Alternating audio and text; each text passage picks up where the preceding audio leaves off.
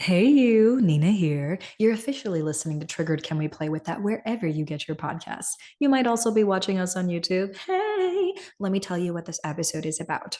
So, I am going to tell you a real story. It's my story, and it is going to be a struggle on my insecurity, specifically on my husband's new girlfriend. Now, I'm going to tell you more about that statement after we take a breath after the intro. Here's what you need to know. If you are struggling with emotional hijacking and you are wondering, Nina, I'm emotionally hijacked. I feel like I can't control myself. I feel really intense.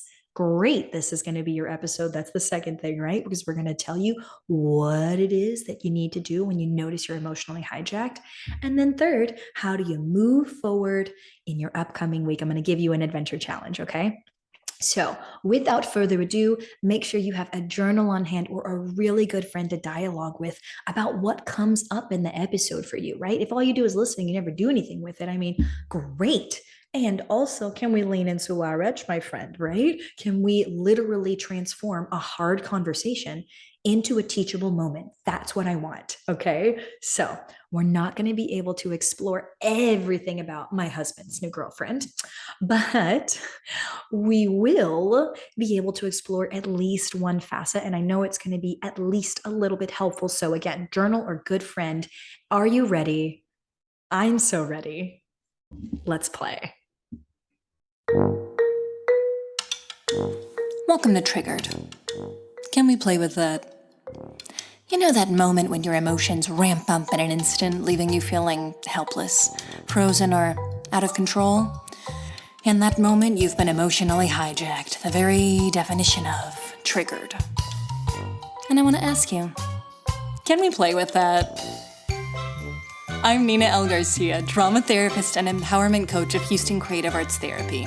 Join me as we discover ways to empower you and the people who mean the most to you to transform hard conversations into teachable moments. Triggered. Real playful, real respectful, real empowered.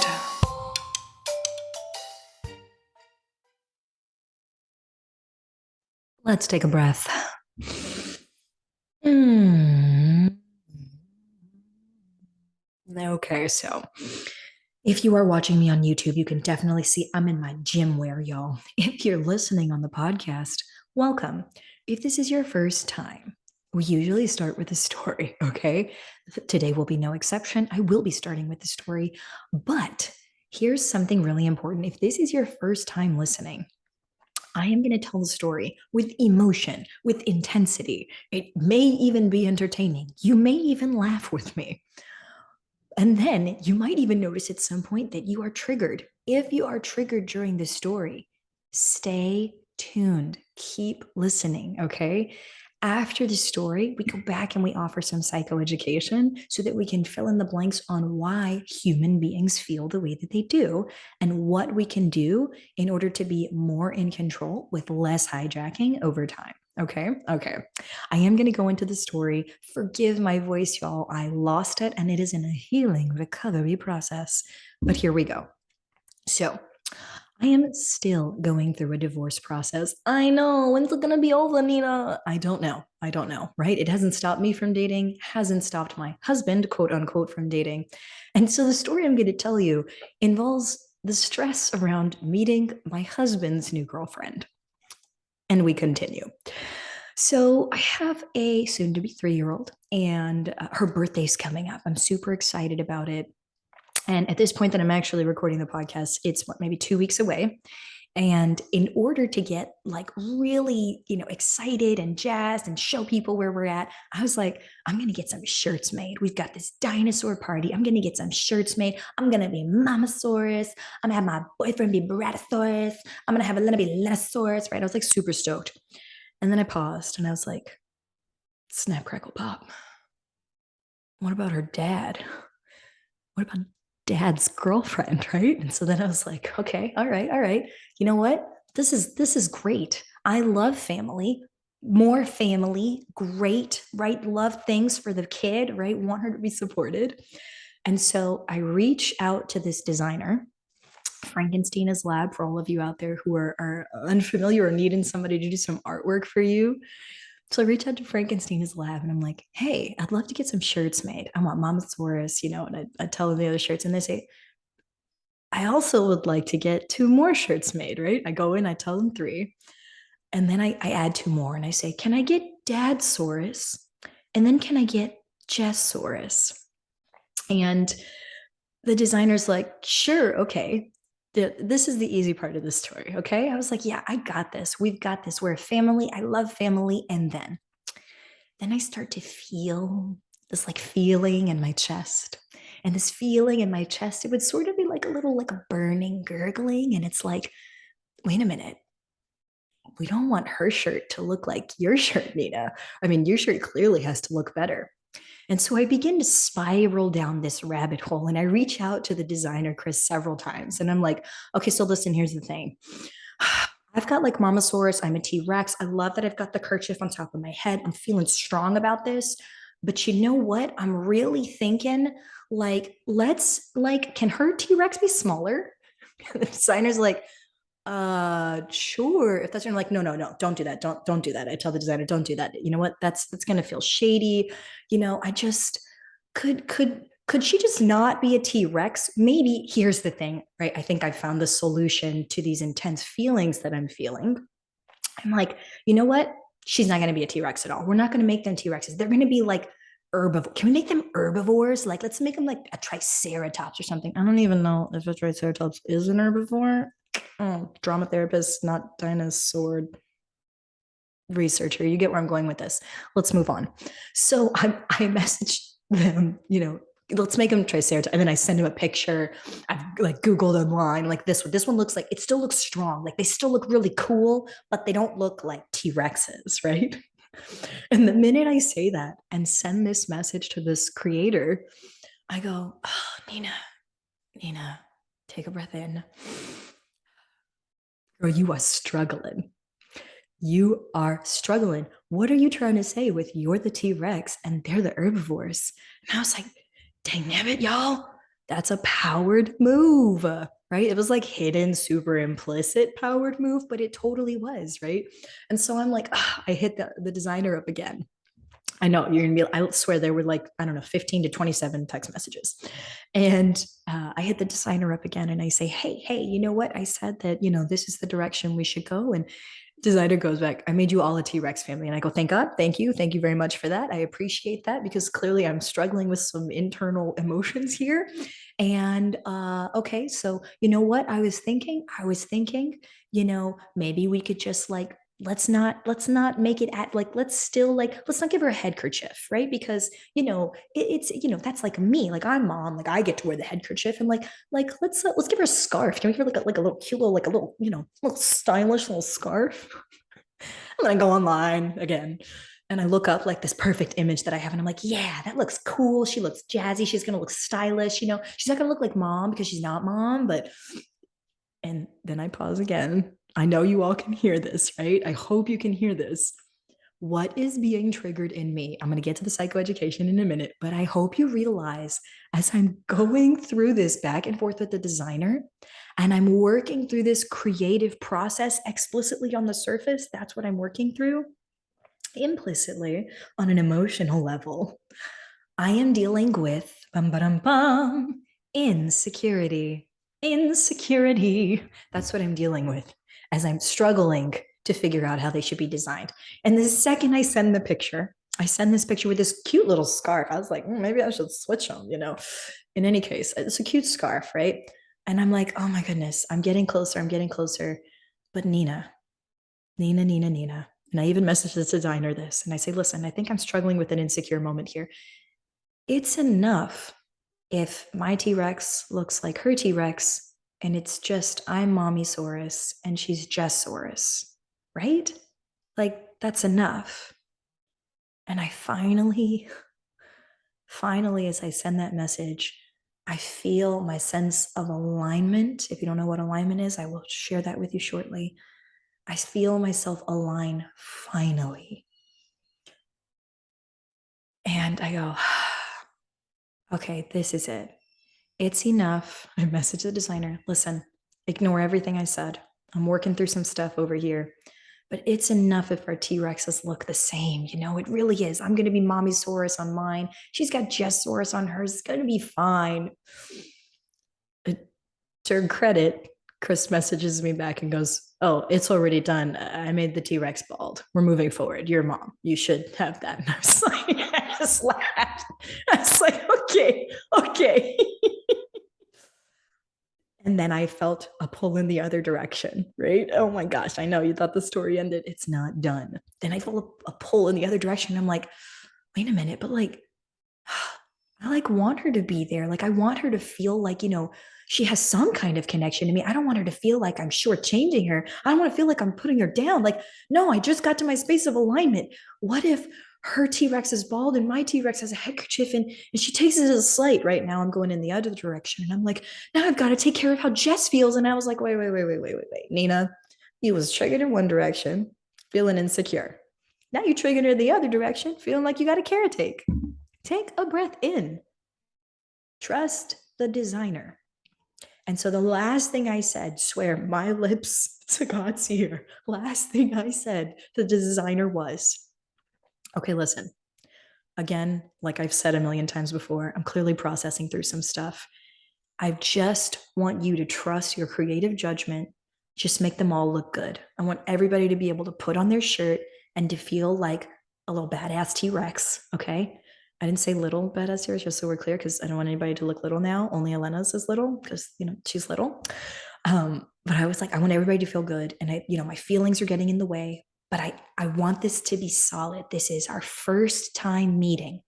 And though my feelings, as your feelings out there, my friends, though your feelings will hijack you, they are only thinking short term. I needed to process through literally creating these shirts, multiple ways of viewing the shirts and how they could have shown up and what they would express. I needed to go through that creative process so that I could work through the emotional upheaval that was happening. And when I did that, I finally reached this place of alignment, okay? Which means I felt, like I'm now back at a neutral space. I'm not defending myself. I'm not offending anyone. I feel good about knowing we're all going to have shirts because it was important to me that we do have shirts. I worked through some very human emotional stuff. And I finally got back to what I feel is true at my center, which is that family matters to me. That, yeah, if there is going to be somebody who's showing up for my daughter, she should be a badass. That's exactly what I would want. Don't give me no weak women, no weak men, no weak people. Yeah. Okay, now I know we're human. I'm playing a little bit with that. But yes, I want my daughter to be surrounded by empowered women, 100%, right? 100%.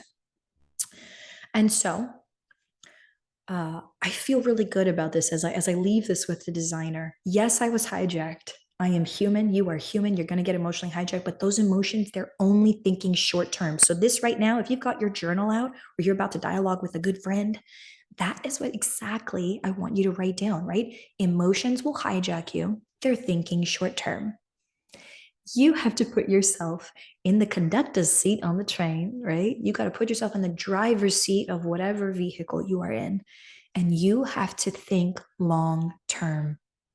What is it that you really value? What is it that you really want? Don't let your feelings hijack you. They're going to come. They're going to do what they're going to do. They're trying to protect you, right? Trying to protect me. Psychoeducation point here, right? What was my feeling trying to protect me from? 10 points if you get it. 10 points if you get it. Okay. Yes, we mentioned insecurity popped up. What was it trying to protect me from? At first, I thought about this because I do the things I ask you to do. At first, I thought, you know what? I'm insecure because I think she's going to be cooler than me. Some part of me must think, what if she's cooler than me, right?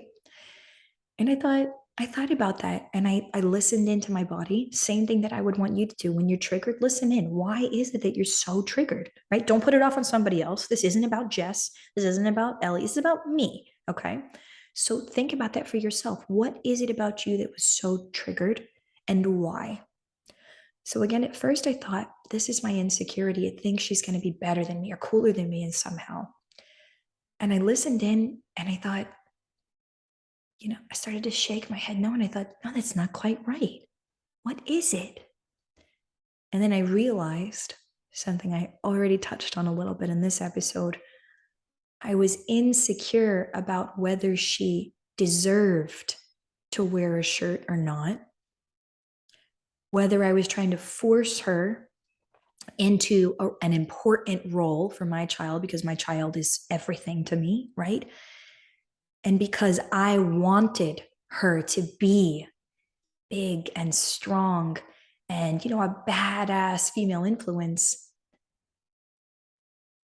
And it might have been a little bit of both, right? It might have been a little bit of one at the beginning and a little bit of the other at the end. But ultimately, by the end of this, I thought, what was happening? I worried and I was insecure about what if I was trying to cast someone, right? Jess in this case, Jethosaurus. What if I was trying to cast Jessaurus as something that she didn't want to be? And then I made her more important than she actually was or wanted to be. Now, I know that's some next level implicit subconscious thinking here, right? And yet, it is what was true for me.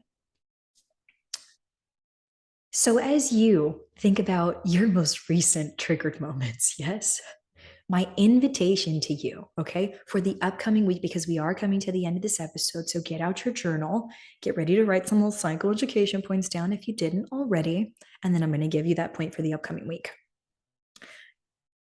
Point 1, you are going to be emotionally hijacked at some point. You're going to feel really big feelings, and they're not going to be responding to the present moment. They are going to be reacting to something that is bigger and or older than the present moment. Okay? So there's that. Point 2, emotions think short term. You have to think long term. Give yourself the space that you need. Right? Sub question under that: how do you give yourself the space you need to process your feelings? Right? And I'm not saying distract yourself so you don't have to deal with them. There's a time and a place for that. I'm saying, how do you actually process? Now, in this story, I processed through the creation of art. Now, of course, I'm a drama therapist.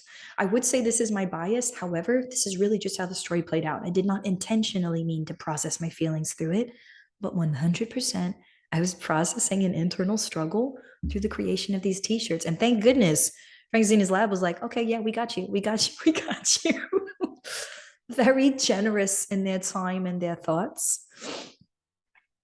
And I'm really glad that I did process through it, because in a matter of what, I think it took me 1 to 2 days, 1 to 2 days of processing through that with the artist for me to finally make it through that sticky, uncomfortable, triggering territory to where I was like, I'm back in alignment with what I truly value. I'm back in alignment with what I would truly want in this present moment. I'm back responding to the present moment, not reacting to something bigger and older than this moment. Yeah? Okay. I feel like there was one more really good point that I wanted to make sure that you got down. What could it have been? Na, na, na, na, na. Okay. If it comes back to me, I promise you, I will let you have it. Otherwise, your challenge, your adventure challenge, your invitation for the upcoming week is this. I want you to find a moment where you are triggered, okay? I want you to think about how could you have emotionally processed that through, okay? And this is past, right? You can journal on this, you can talk with somebody about this. Think about the moment you were triggered. How could you have emotionally processed through it to bring yourself back into alignment, okay? Challenge, bonus challenge here. If you are about to go into a triggering situation, or you have a triggering situation right now that you have not processed through, here is my invitation. Use the skills from this episode to process through, there was the golden nugget, I will tell you in a second, to process through all of those emotions, because here's the final point I wanted you to write down. The only way out is through. You can cover up your discomfort. You can put it in the closet. You can hide it in the attic. It will still be there. It's just covered up. The only way out is through.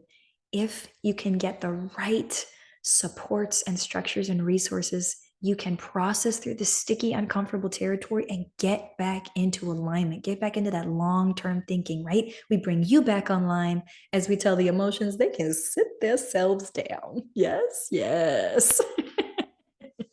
Okay, this has been a fun episode to go through. I hope you were able to laugh with me through this.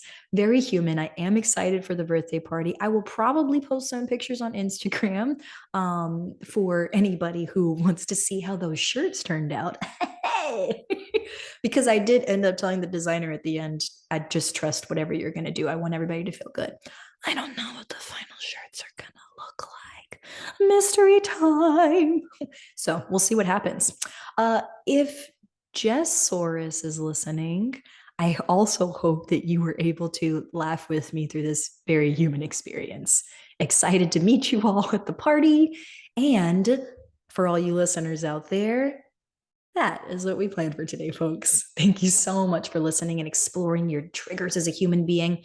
If this episode has been helpful, we have two things you can do now. Oh my gosh, we do. First, you can share it. Just share the episode with somebody else who's looking to focus on being triggered. It's a natural thing. How do we move through it and get beyond it and get back in control? Okay. Share this episode if you think it's going to be helpful for someone. Post it, repost it, put it in a story, whatever works for you.